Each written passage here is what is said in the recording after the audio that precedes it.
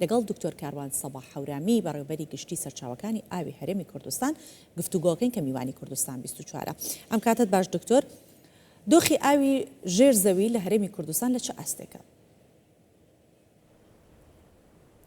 سڵاو ڕێز بۆ ئێوە و سڵاو ڕێز بۆ بینەرانی بەڕێز. لە نەتیجەی ئەو چەند ساڵ لە دوایی یەکەی وشکە ساڵی کە ڕوبەڕوومان بوویەوە بەداخەوە زیانێکی گەورە بەر سەرچاوەکانی ئاوی هەرێمی کوردستان گەیشت، چ سەرچاوە ئاویەکانی سەرزەوی و چ سەرچاوە ئاویەکانی ژێرزەوی. پێش ئەم شەپۆلە بارانبارینە و پێش شەپۆلی بارانبارینی یەکەم کە شەپۆلێکی تا ڕادەیەک مامناوەند بوو، ئەتوانم بڵێم دۆخی سەرچاوەکانی ئاوی هەرێمی کوردستان خراپترین دۆخ بووە لەوەتەی ڕیکۆرد هاتووەتە کایەوە. ینی لەو کاتەوە کە تۆمار کراوە ئەتوانم بڵێم خراپترین دۆخمان هەبووە لە مانگی 10 ڕابردوو. ئاستی سەرچاوەکانی ئاو بە شێوەیەکی زۆر مەترسیدار دابەزی.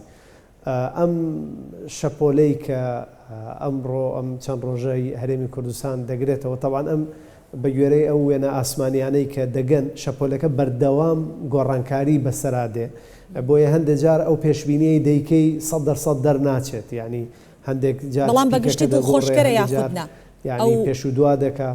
باش دکتۆر بەگشتی دڵخۆشکەرە ئەو ڕێژەیە کە مانگی 9 هەبوو ئەکرێ ئێستا قەرەبووی بکاتەوە ئەم بارانەی کە ئێستا ئەبارێت؟ خۆی باران بە شێوەیەکی گشتی دووشت زۆر بۆی گرنگە. یەکەم بڕی بارانەکە، دوو تەسەلسولی زەمەنی دابارینەکە. ئەمە لەبەرەوەی بە شێوەیەکی گشتی لە نەتیجەی گۆڕانکاریەکانی ئاوهەوا جۆرە کشانێک لە سیستەمی بارانی ئێمە ڕووی داوە، واتە هاتووەتە دواوە. یعنی ئەگەر پێشتر لە مانگی 10 باران دەستی پێ بکردایە، ئێستا ئیدی لە مانگی 11 دەست پێ دەکات. هەر ئەم کشانە بۆ خۆی زەرەرە، زیانە لە ئیکۆسیستەم، زیانە لە کشت و کاڵکردن، زیانە لە سەرچاوەکانی ئاو. بەڵام ئەمەی ئێستش هاتووە ئەتوانێت بەشێک لەو مەینەتە کەم بکاتەوە، بەشێک لەو معاناتە کەم بکاتەوە. بەڵام ئەمە مانای ئەوە نییە زیانەکان دەکاتە سفر. نا، ئێمە زیانەکەمان ئۆڵڕەدی بەرکەوتووە، چ لە سێکتەری کشت و کاڵ، چ لە سێکتەری ژینگەمان و لە چ لە سەرچاوەکانی ئاومان. بەڵام ئەم جۆرە ببوورن ئەم جۆرە شەپۆلانە جێی دڵخۆشکەرن و ئینشاءالله ئەتوانین بڵین لە نەهامەتی و قورسایی لەسەر سەرچاوەکانی ئاو کەم دەکاتەوە. زۆر باشە. کاتە دکتۆر چۆن بتوانین سوود لە ئاوی ئەم بارانە وەربگرین، چەندێکی ئەتوانرێت گل بدرێتەوە؟ خۆی پرسیارە جەوهەریەکە هەر ئەمەی بەڕێستە زۆر لە جێ خۆیەتی و من باوەڕم وایە هەر گرفتێک، قەیرانێک، ئەزمەیەک دێتە پێش چۆن بربەست و ئالەنگاریەکی زۆر گەورەیە، لە هەمان کاتا دەرفەتێکی گەورەش دروست دەکات بۆ ئەوەی ئێمە چۆن لەو بربەست و ئالەنگاری و گرفتە دەرفەتی نوێ و چارەسەری نوێ پێشنیار بکەین. سپاس بخوا کابینەی نۆی حکوومەتی هەرێمی کوردستان بە ڕێنمایی و دیدگا و دنیابینی جەنابی سەرۆکوەزیران بە تایبەتی لە سێکتەری ئاو، پاراستنی ئاسایشی ئاو، ئەتوانم بڵێم هەنگاوی زۆر گەورەی ناوە. یعنی بەراورد بەو ئیمکانیەتەی کە هەبووە، بەراورد بەو هەموو قەیران و کێشەی کە بۆمان دروستکرا، بەڵام لە سێکتەری ئاو گۆڕانکاری زۆر ڕیشەیی ڕوویاندا.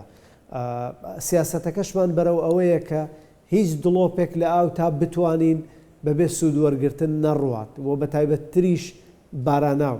یعنی باراناو ئەو باراناوەی کە ئێمە هەمانە نیعمەتێکی زۆر گەورەیە، سامانێکی زۆر گەورەیە، بەڵام گرنگ ئەوەیە ئێمە لە دۆڵە بچووکەکانەوە کۆی بکەینەوە و سوودی لێوەربگرین پێشەوەی بگاتە ڕووبارەکە. چونکە گەشتە ڕووبارەکە تۆ پێویست بە ژێرخانی گەورەترە، پێویست بە یعنی تێچووی زیاترە.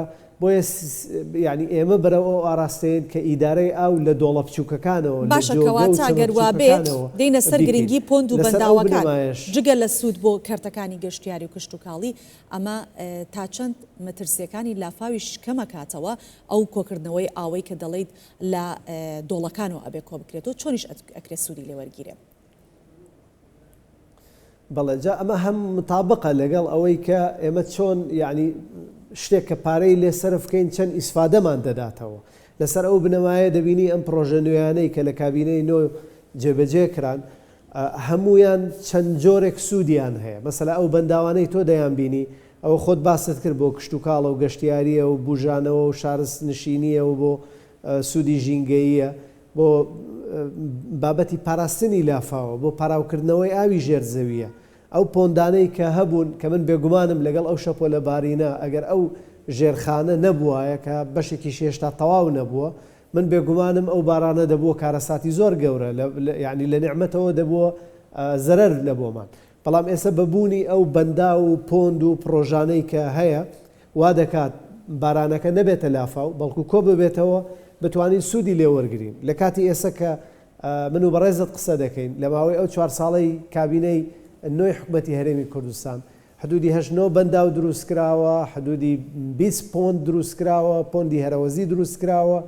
بۆ یەکەمین جار ئێمە پرۆژەی پاراوکردنەوەی ئاوی ژێر زەوی کە هەشتم پرۆژەی هەفتەی ڕابردوو جێبەجێمان کرد ئامانجەکەی ڕێک بۆ ئەوەیە ئاوی بارانە و کۆ بکراتەوە لە جیاتی سەرزەوی لە ژێر زەوی کۆی خەزنی بکات یعنی ئەمانە هەمووی بەشێکن لە سیاست و دیدگای کابینەینەوە و حکوومەتی هەرێمی کوردستان بۆ ئیدارەدانی سەرچاوەکانی ئاو و بۆ ئەوەی ئەو بارانەی کە هەمانە بە فیڕۆ نەڕوا و نەبێتە زیان بەڵکو ببێتە سوود بۆ خۆمان بەکاری بێنین و بیخەینە ژێر زەوی بۆ نەوەکانی داهاتوومان. باشە دکتۆر هیچ مەترسیەک لەسەر ئاسایشی ئاوی هەرێمی کوردستان هەیە ئەگەر بە کورتی وەڵامم بیتەوە چکەمە دوا پرسیارم بۆ جەنابەت.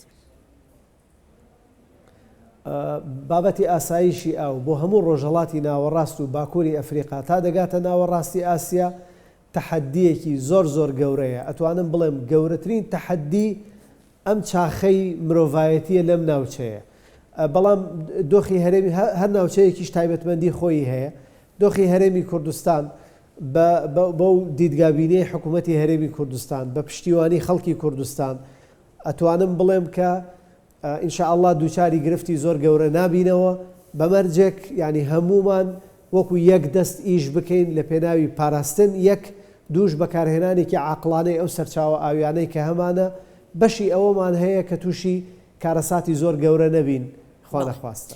بەڵێ سپاس دەکەین دکتۆر سپاس بۆ ڕوونکردنەوەکانت دکتۆر کاروان سەباح حەورامی بەڕێوەبەری گشتی سەرچاوەکانی ئاوی هەرێمی کوردستان میوانی کوردستان 24 بووی دووبارە سپاس.